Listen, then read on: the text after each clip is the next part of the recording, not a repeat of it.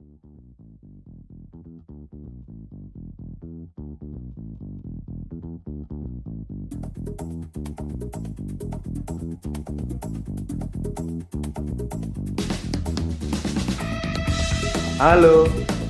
Halo, kawan-kawan, kembali lagi di podcast gue. Kali ini agak menarik nih. Gue mau ngomongin UMKM dengan abang gue yang tidak bisa disebut namanya, yang, yang bekerja di salah satu satuan kerja Kementerian Koperasi. Say hi dong, Bang. halo. Ini santai aja bang. Cuma sebenarnya gue dari awal mau bikin podcast sama lu tuh udah beberapa kali bikin podcast. Kita ngomongin pandemi dan ekonomi, terus kemarin ngomongin resesi juga sama teman-teman gue.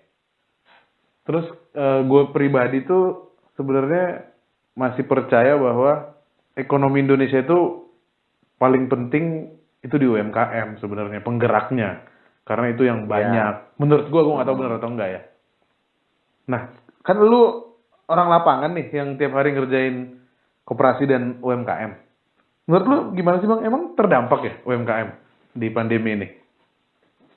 Sebenarnya kalau kita mau lihat nih, ini kita bicara holistiknya aja gitu ya. Untuk dampak atau tidak itu pasti berdampak.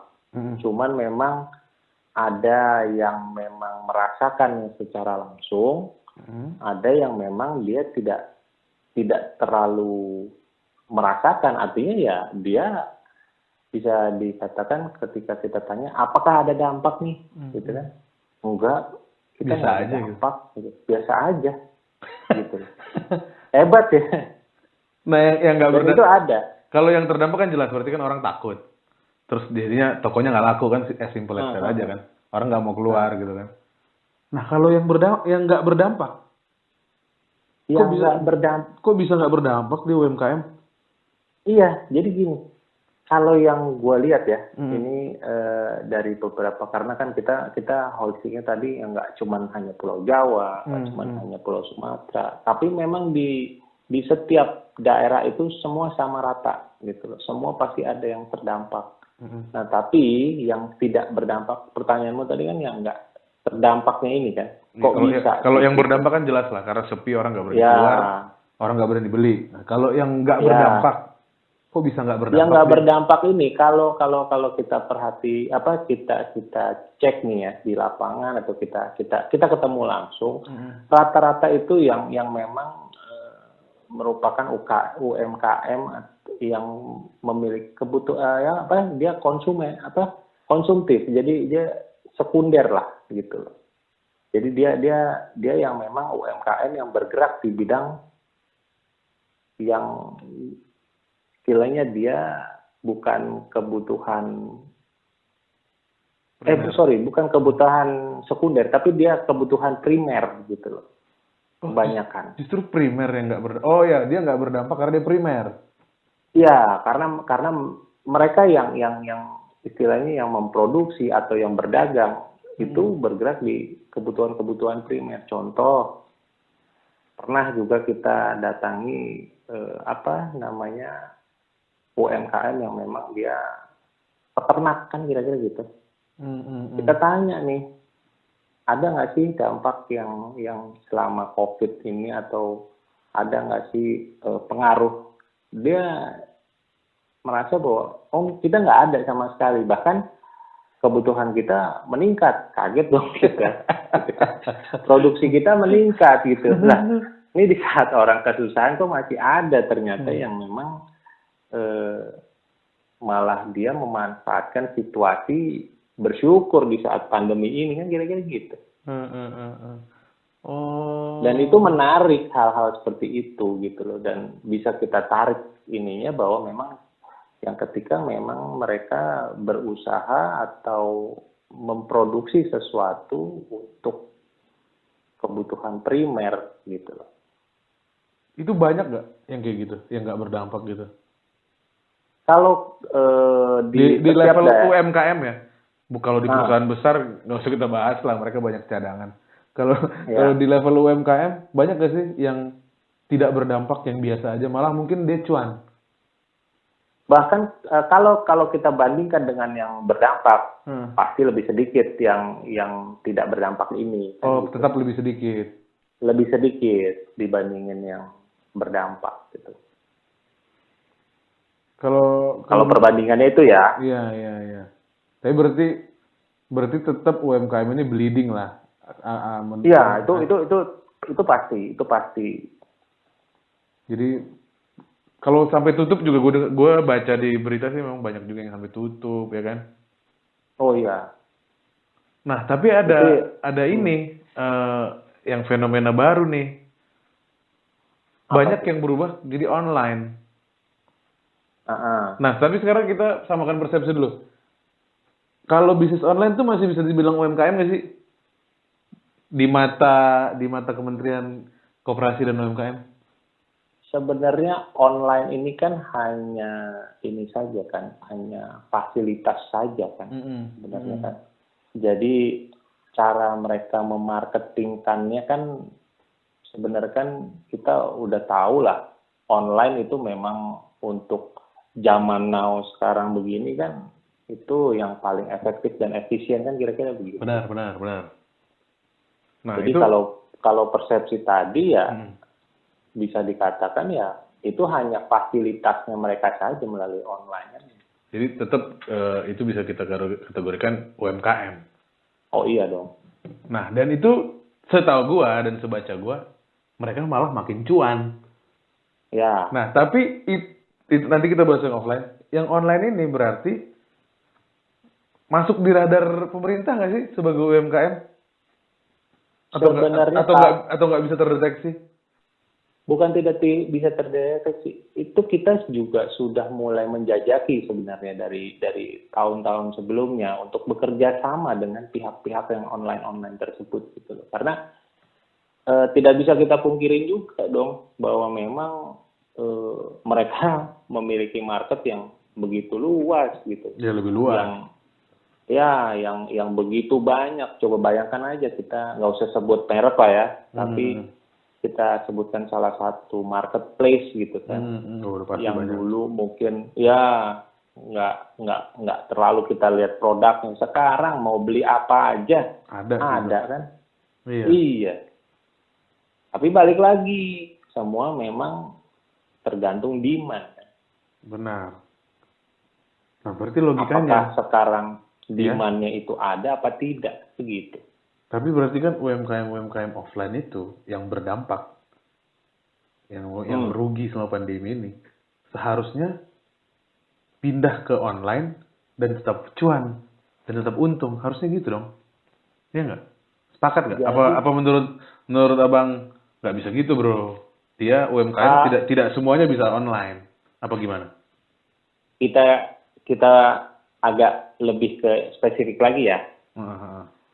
Karena yang gua kan sudah mencoba melihat UMKM ini dari ujung ke ujung nih, artinya ujung timur sampai ujung barat lah, kira-kira kan gitu.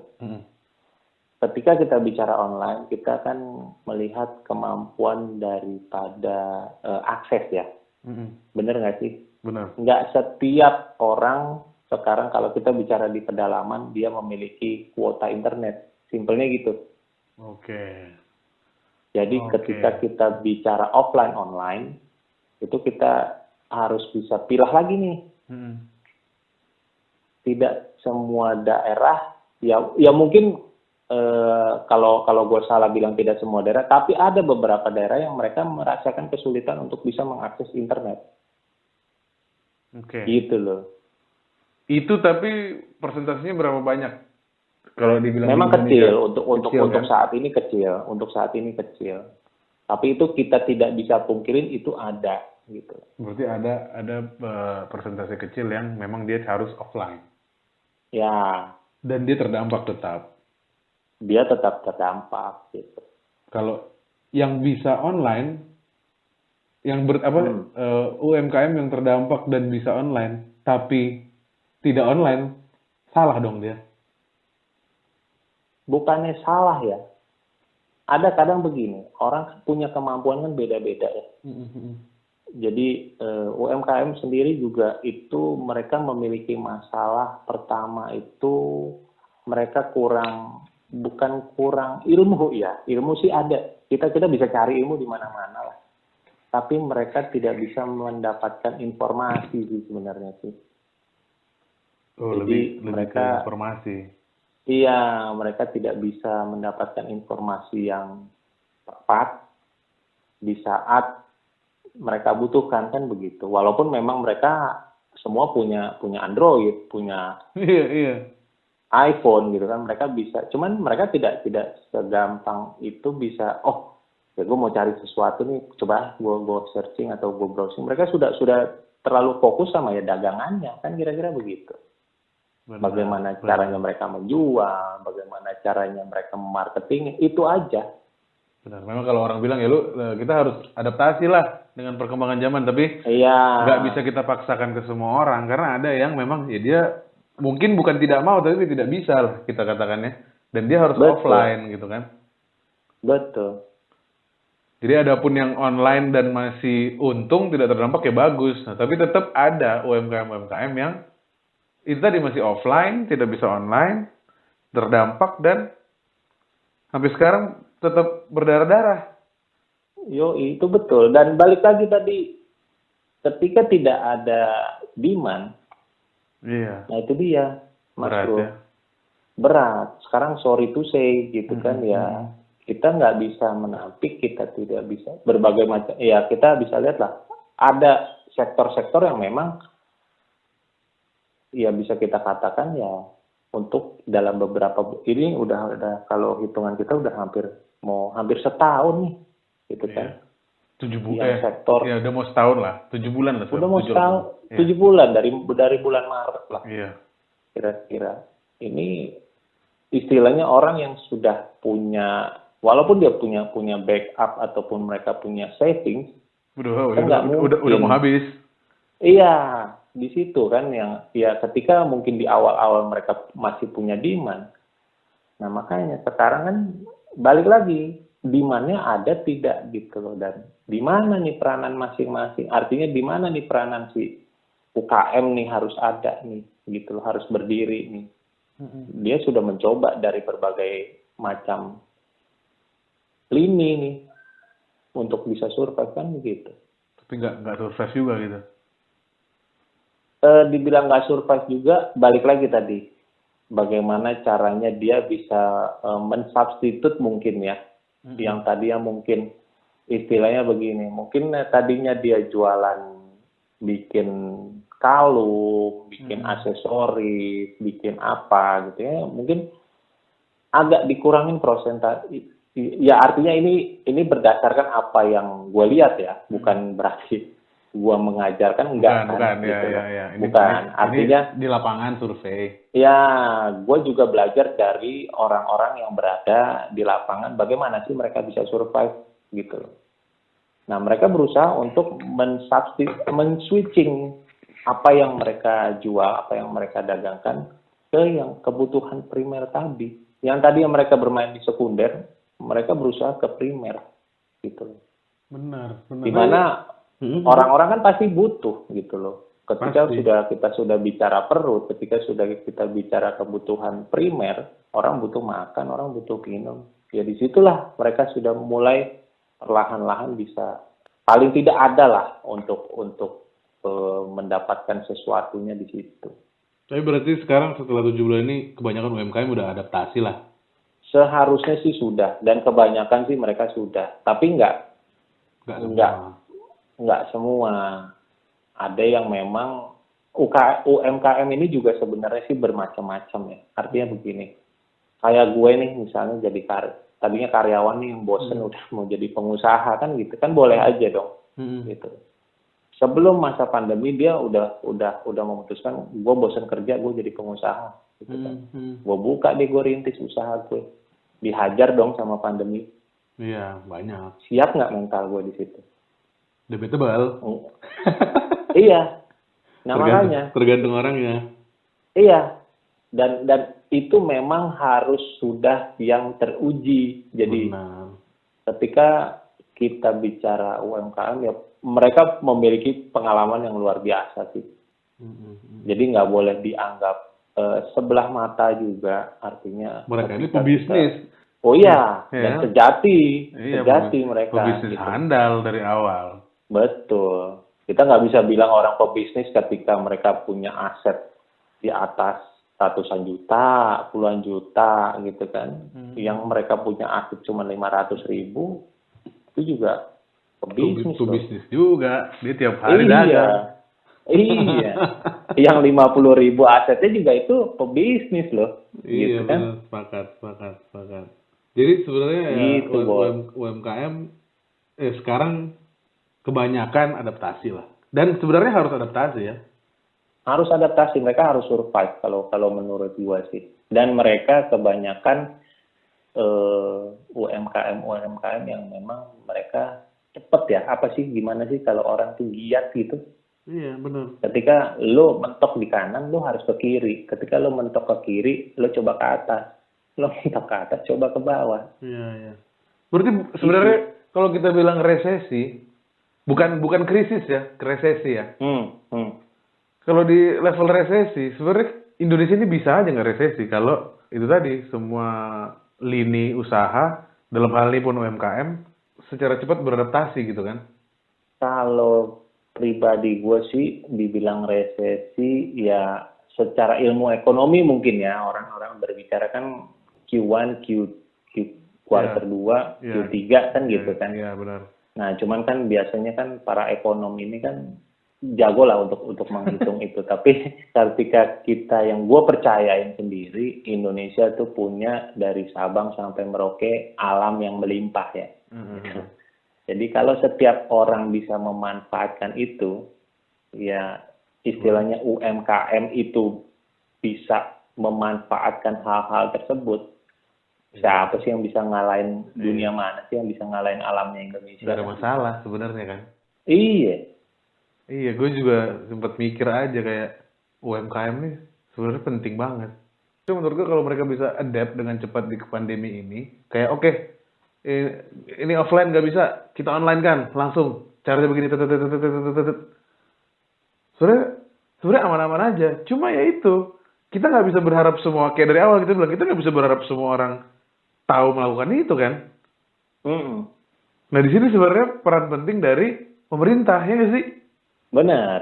Jadi menurut gue harusnya pemerintah harusnya lebih cepat bertindak untuk mensosialisasikan bahwa cepat adaptasi, gini caranya jualan online, gini caranya jualan di pandemi, gitu nggak sih?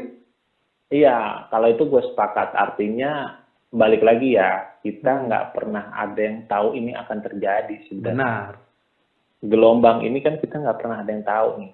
Berarti cuman kita bukan nggak pernah ada yang tahu, kita nggak mau mengakuinya sebenarnya sih dari awal bahwa ini akan gitu. Ada. Itu aja sih. Kalau terkait dengan lu kan semi pemerintah. Pemerintah sendiri ada nggak sih program ininya untuk UMKM adaptasi? Bukan ngasih duit ya, adaptasi gitu, pendidikan. Ada nggak sih? Banyak. Yang setahu gue ya, pemerintah itu dari masa sebelum pandemi pun mereka sudah punya banyak program sebenarnya untuk UMKM ini. Maksud gue program untuk UMKM untuk dapat beradaptasi di masa pandemi, ada? Bukan di masa pandemi aja, jadi bagaimana caranya mereka bisa naik kelas juga ada. UMKM gitu. Naik kelas nih, gue suka nih. Mantap, hashtag UMKM naik kelas. Iya dong, kan ketika lo punya aset 10, masa lo cuma 10 aja ya? Iya dong, jadi 20 dong. Harus jadi 200 dong. Wah, 200, gitu. Mantap. Optimis itu harus melampaui batas maksimal gitu loh. Benar. Jadi memang udah ada sebenarnya. Nah, cuman memang UMKM ini kan banyak jutaan sektor, kira-kira jutaan inilah banyak.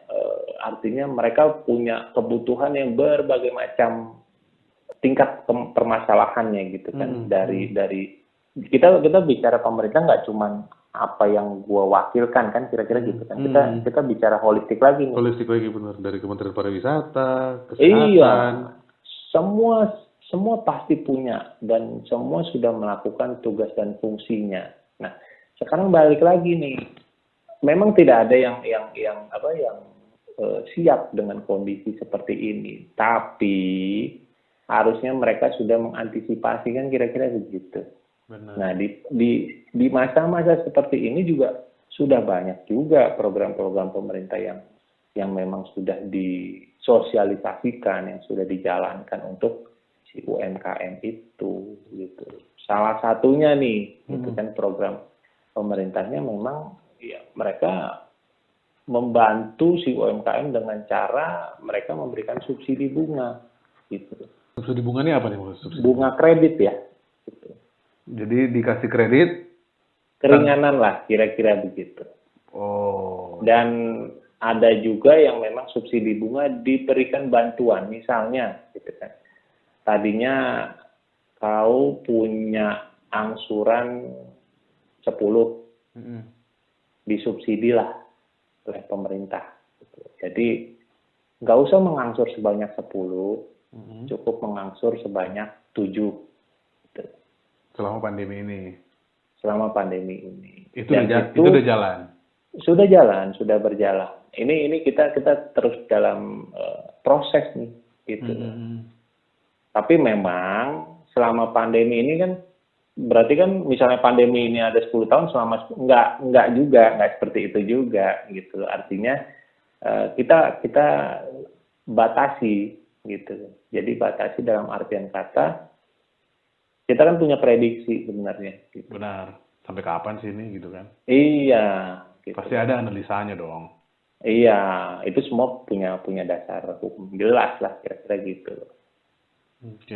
Oke. Berarti seharusnya tidak ada dong kalimat-kalimat resesi itu ya? Seharusnya sih jangan kita gaungkan resesi ini. Sangat disayangkan kalau menurut pribadi ya. Gue tidak berbicara mewakili siapapun, gue mewakili diri gue sendiri. Gitu. Seharusnya tidak ada. Karena memang yang harus dikasih apa yang diberi ini bukan cuma uang gitu. Semangat, Cing. Benar. Ini yang harusnya dari awal pemerintah itu merangkul ya. Betul. Kita bukan menghadapi. Gimana caranya membarakan di saat Bung Karno dulu membacakan teks proklamasi. Mantap.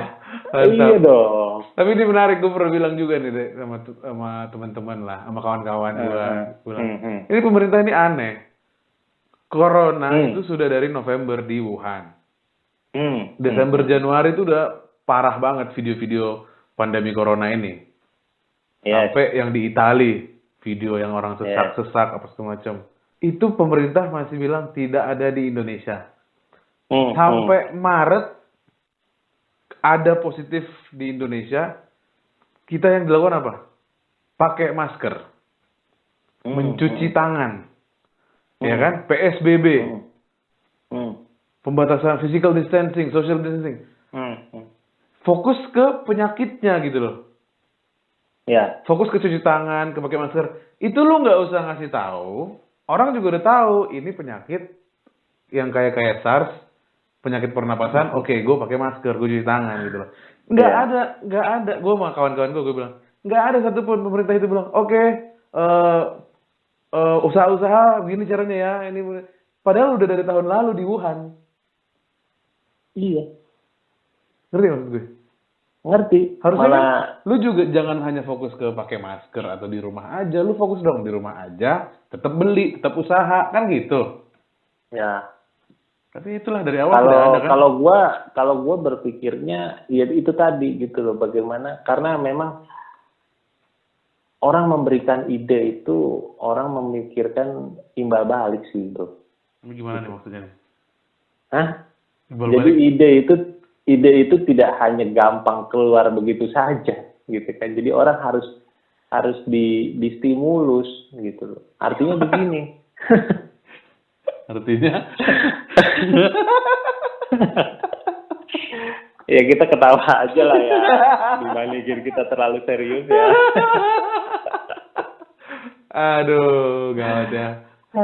Itu gitu loh. Jadi memang balik lagi tadi gitu loh. Kenapa sih kita bisa dulu setelah pembacaan teks proklamasi gitu kan kita bisa berkobar karena memang kita merasakan satu hal yang sama di seluruh Indonesia kan gitu. Iya, semangat nasionalisme. Semangat. Kita dijajah sama-sama kan dulu kan. Iya, sekarang enggak ya.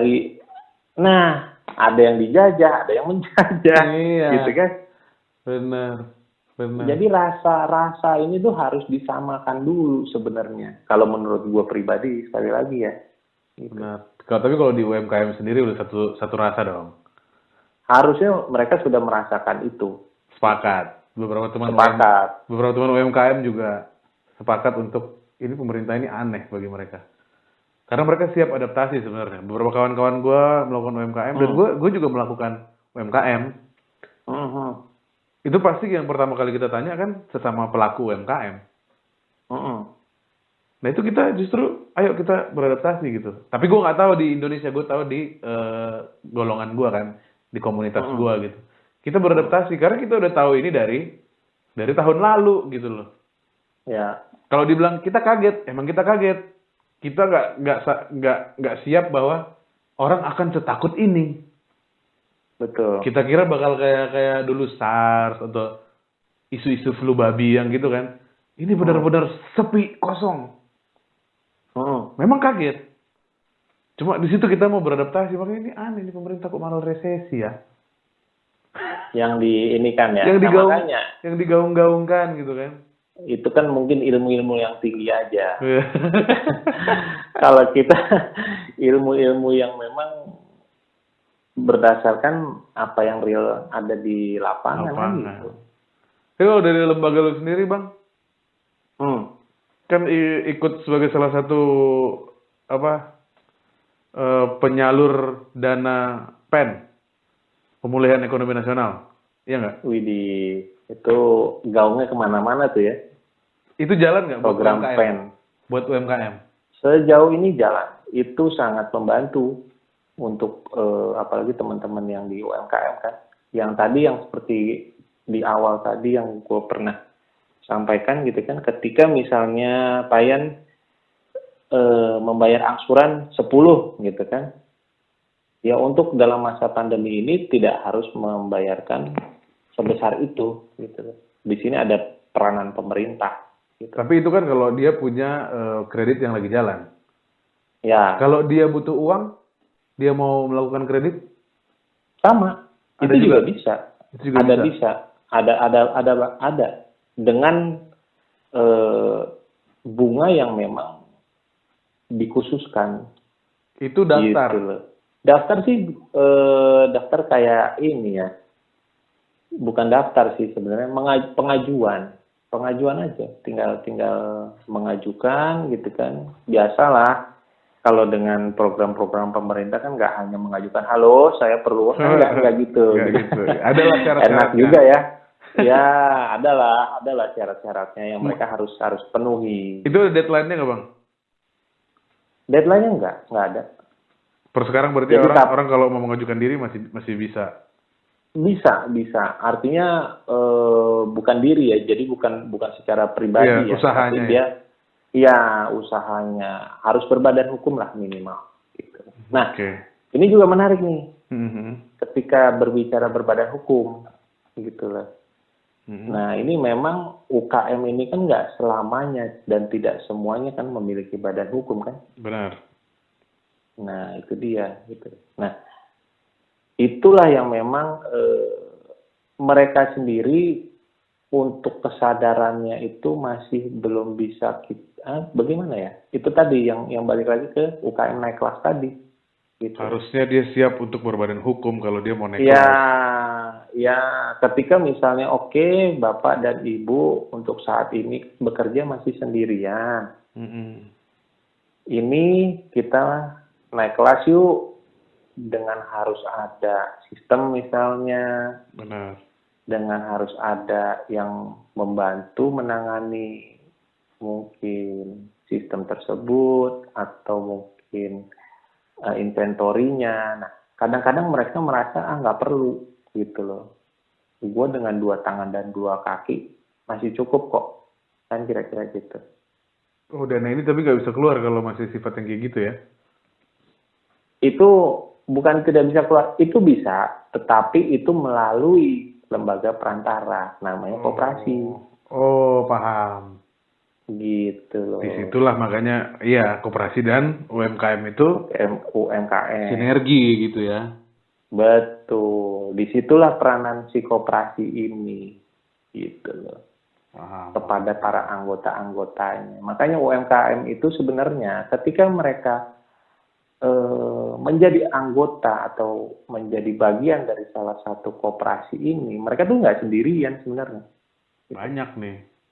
Iya. Teman-teman, kawan-kawan yang lain banyak nih gitu kan. Betul. Anggota-anggota koperasi lainnya. Betul. Terkadang mereka informasi-informasi itu yang masih terbatas ya untuk hal-hal seperti itu. Mereka berpikir apa sih keuntungannya kita Pak atau Bu menjadi anggota koperasi, kan masih di situ batasan mereka melihatnya gitu. Benar. Ini tapi kawan-kawan pendengar, ini koperasi beneran yang kita bicarakan ya. Bukan koperasi beneran. Bukan koperasi-koperasian atau rentenir ya, kawan-kawan pendengar. Koperasi beneran ya. Lu ada pesan nggak Bang buat kawan-kawan UMKM atau kawan-kawan yang dengerin podcast gue? Iya, untuk teman-teman di UMKM, prinsipnya gue juga pelaku UMKM sebenarnya gitu loh.